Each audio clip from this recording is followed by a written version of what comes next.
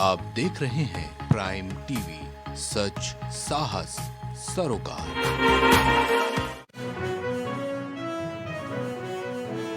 UP में BJP का mission भाईजान प्रदेश के हर लोकसभा क्षेत्र में मुसलमानों को पार्टी से जोड़ने के लिए चलाने जा रही कार्यक्रम।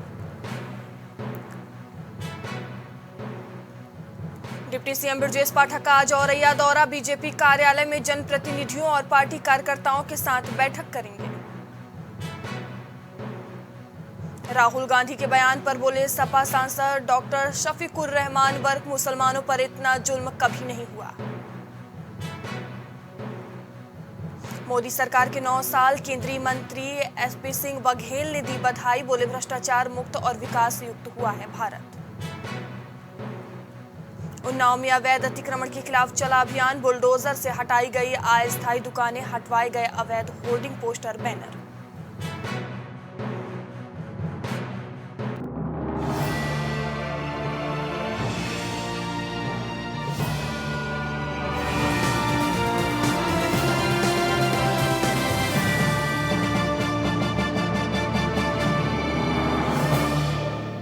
नमस्कार, मैं हूं मयूरी श्रीवास्तव। आप देख रहे हैं प्राइम टीवी। रुक करते हैं खबरों की ओर। डिप्टी सीएम ब्रजेश पाठक का आज औरैया दौरे पर रहेंगे, जहां वे बीजेपी कार्यालय में जनप्रतिनिधियों और पार्टी कार्यकर्ताओं के साथ बैठक करेंगे। 100 सैयाह जिला अस्पताल का भी निरीक्षण करेंगे। साथ ही कलेक्ट्रेट सभागार में जन कल्याणकारी योजनाओं की समीक्षा करेंगे।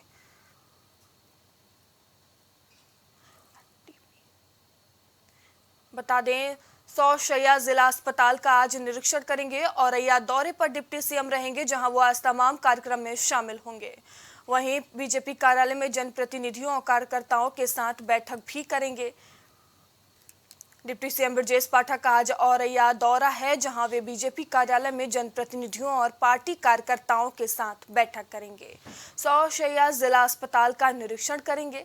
साथ ही कलेक्ट्रेट सभागार में जन कल्याणकारी योजनाओं की समीक्षा करेंगे। बता दें, 100 शैय्या जिला अस्पताल का निरीक्षण करेंगे डिप्टी सीएम। आज औरैया दौरे पर रहेंगे। डिप्टी सीएम ब्रजेश पाठक का औरैया दौरा है और औरैया से हमारे संवाददाता जाहिद हमसे जुड़ चुके हैं। जाहिद, डिप्टी सीएम ब्रजेश पाठक का आज औरैया दौरा है, क्या कुछ उनका कार्यक्रम होगा, क्या कुछ पूरा शेड्यूल? जी, मैं आपको बता दूं कि डिप्टी सीएम ब्रजेश पाठक का आज दौरा है, जिसमें आज जो है 10:40 पर डिप्टी सीएम का हेलीकॉप्टर मंडी समेत उतरेगा। उसके बाद उत्तरांग 10:55 पर बीजेपी कार्यालय पहुंचकर अपने कार्यकर्ताओं के साथ सुरक्षा बैठक भी की जाएगी। उसके उपरांत ब्रजेश पाठक 11:45 पर औरैया के 50 सैय्या अस्पताल में जाकर निरीक्षण करेंगे। उसी के उपरांत 12:10 पर कलेक्ट्रेट सभागार में अधिकारियों के साथ बैठक करेंगे। जी, धन्यवाद जाहिद तमाम जानकारियों के लिए।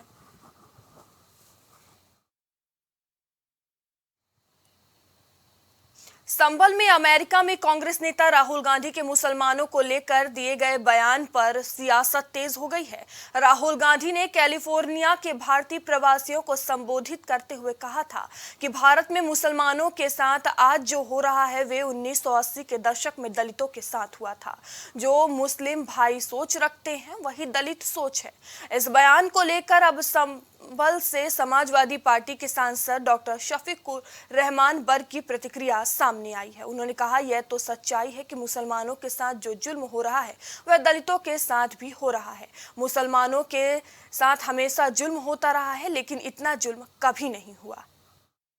जहाँ मुसलमानों के साथ जुल्म हो रहा है वहाँ दलितों से भी हो रहा है। ये ठीक है बात ये। और ये आज नहीं, पहले भी मुसलमानों के साथ हमेशा जुल्म होता रहा, लेकिन इतना जुल्म कभी नहीं हुआ कि जितना के बीजेपी गवर्नमेंट में मुसलमानों के साथ ज्यादती हुई है जानबूझकर, और उनके साथ जितनी यानी नाजायज सुलूक हुआ है, जुल्म हुआ है, इसकी कोई इंतहा नहीं है। वैसे ही दलितों के साथ भी और कमजोर तबके के और लोगों के साथ भी ये जुल्म हो रहा है। बताते राहुल गांधी के बयान पर डॉक्टर शफीकुर रहमान बर्क का भी बयान सामने आया, जिसमें उन्होंने कहा मुसलमानों पर इतना जुल्म कभी नहीं हुआ है। सफीकुर रहमान बर्क का ये बयान आप सुन रहे थे। और संभल से हमारे संवाददाता मुबारक अली हमसे जुड़ चुके हैं। मुबारक, राहुल गांधी ने जो अमेरिका में मुसलमानों को लेकर बयान दिया था उस पर अब संभल से डॉक्टर सफीकुर रहमान बर्क का बयान सामने आया है। आपको बता दूं कि सफीकुर रहमान बर्क ने एक बड़ा बयान दिया है और दूसरी तरफ मुसलमानों पर अत्याचार का आरोप लगाया है बीजेपी सरकार पर, और बीजेपी सरकार पर काफी बड़ा हमला बोला है और दलितों को भी लेकर उत्पीड़न हो रहा है उनका, और उसको भी लेकर बड़ा बयान दिया है। जी धन्यवाद मुबारक तमाम जानकारियों के लिए।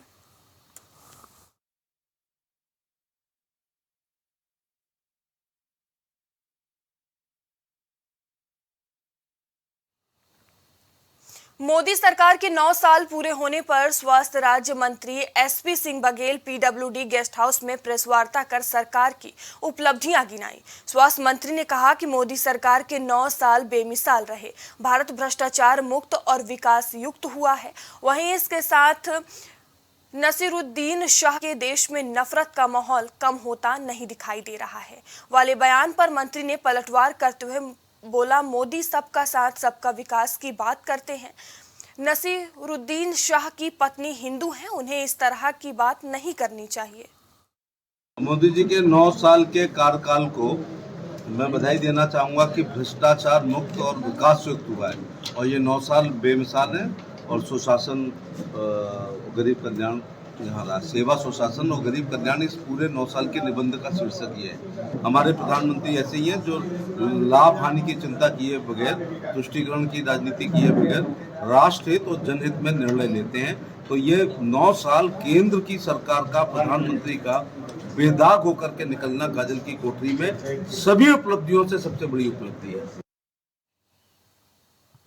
औरैया में प्रधानमंत्री स्वनिधि योजना के तहत शहर के दिबियापुर रोड पर स्थित शहीद पार्क में एक कार्यक्रम का आयोजन किया गया, जिसमें मुख्य अतिथि जिला अधिकारी प्रकाश चंद्र श्रीवास्तव ने फीता काट कर कार्यक्रम का शुभारंभ किया।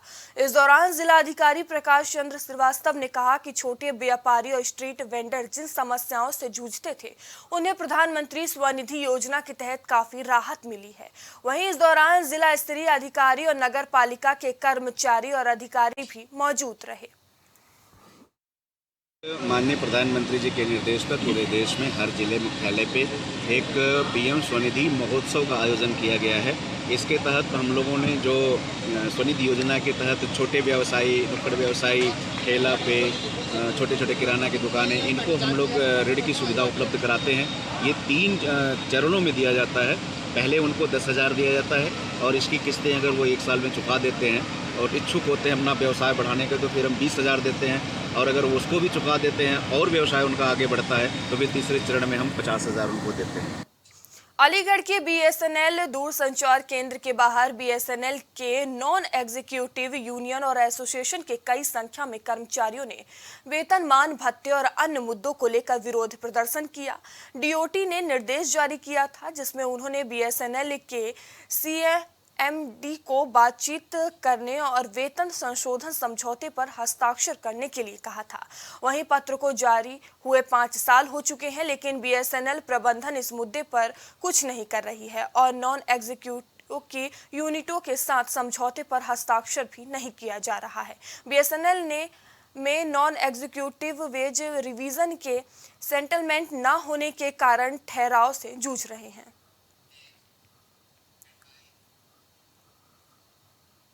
औरैया में जीजा ने किशोरी के साथ दुष्कर्म करने के बाद उसकी हत्या कर दी। बता दें कि दिबियापुर थाना क्षेत्र में पुलिस को सूचना दी गई कि एक किशोरी की हत्या कर दी गई है। सूचना पाकर मौके पर पहुंची पुलिस ने शव को देखा तो पाया कि शरीर पर कई चोट के निशान और खरोच हैं। बताया जा रहा है कि किशोरी अपनी दीदी और जीजा के घर पर रहने आई थी। घटना वाले दिन जब आरोपी युवक की पत्नी ने इस घटना को रोकना चाहा तो उसके आरोपी पति ने मारपीट की। वहीं मृतक के पिता ने अपने दामाद पर हत्या का आरोप लगाते हुए पुलिस को बताया कि दामाद ने मेरी बेटी के साथ रेप किया और हत्या कर दी। पुलिस ने तत्काल आरोपी को मौके से गिरफ्तार कर लिया और शव को पोस्टमार्टम के लिए भेज दिया। पोस्टमार्टम की रिपोर्ट आने के बाद यह स्पष्ट हो गया कि आरोपी ने पहले रेप किया और उसके बाद मारपीट की, जिससे उसका सिर दीवार में लग गया, जिससे उसकी मौत हो गई। वहीं एडिशनल एसपी दिगंबर कुशवाहा ने यह भी बताया कि आरोपी ने अपना जुर्म कबूल कर लिया है और उसे जेल भेज दिया है। इसमें कल रिपोर्ट लिखी गई थी। जो मृतका थी उसकी एज 12 से 13 साल थी और वो 25 से 30 दिन पहले अपने फिरोजाबाद से अपने जीजा के यहाँ, अपने दिव्यापुर में जिसका गांव पड़ता है, वहाँ आई हुई थी और कुछ साथी शादी का प्रोग्राम था। बारात जाने के बाद उसकी बारात पर सोमवार दो दिन पहले गई थी। बारात जाने के बाद उसके रिपोर्ट में कहा गया, उसके घर वाले कहा गया कि इसके द्वारा थोड़ा सा बुरा काम करने की नीयत से प्रयास किया गया और इसकी तत्काल रिपोर्ट लिखी गई। अभियुक्त अरेस्ट हो गया है, उसका भी मेडिकल परीक्षण करा दिया गया है और पोस्टमार्टम रिपोर्ट में भी इसकी कुछ पुष्टि हुई है। 30,000 पर उसको जेल हो जाएगा।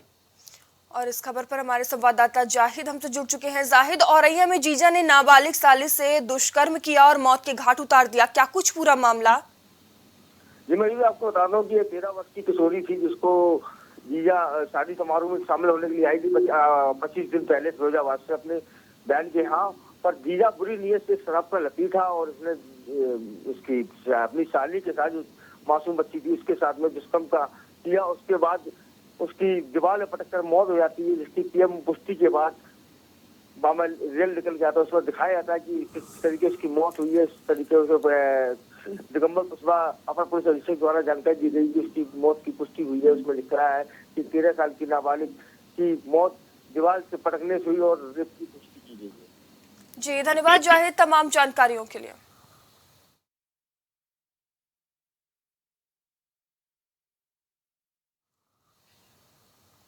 दिल्ली हावड़ा रूट पर स्थित कंचौसी रेलवे स्टेशन पर चलती ट्रेन से गिरकर युवक गंभीर रूप से घायल हो गया। बता दें कि ट्रेन पर चढ़ते समय उसका पांव फिसल गया और वह ट्रेन से नीचे गिर गया, जिसके बाद यात्रियों ने उसे नीचे से उठाकर दोबारा ट्रेन में बैठा लिया, जिसके बाद सूचना के बाद उसे कानपुर प्राइवेट अस्पताल ले जाया गया, जहां घायल का इलाज जारी है।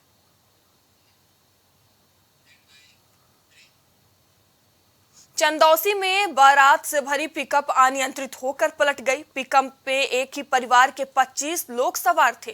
सबको हल्की हल्की चोटें आई हैं। वहीं सूचना पर पहुंची पुलिस ने एम्बुलेंस से घायलों को अस्पताल पहुंचाया। मां काली जी पोखरे पर शादी संपन्न कर घर वापस लौटते समय बीच रास्ते में हादसा हुआ था। सभी बाराती बिहार के रामपुर बरगना के निवासी थे। चकिया थाना क्षेत्र के सब्जी मंडी समीप मोड़ की ये पूरी घटना बताई जा रही है। उत्तर प्रदेश की खबरों में फिलहाल अभी के लिए इतना ही। आगे आपसे फिर होगी मुलाकात, तब तक के लिए बने रहिए प्राइम टीवी के साथ। नमस्कार।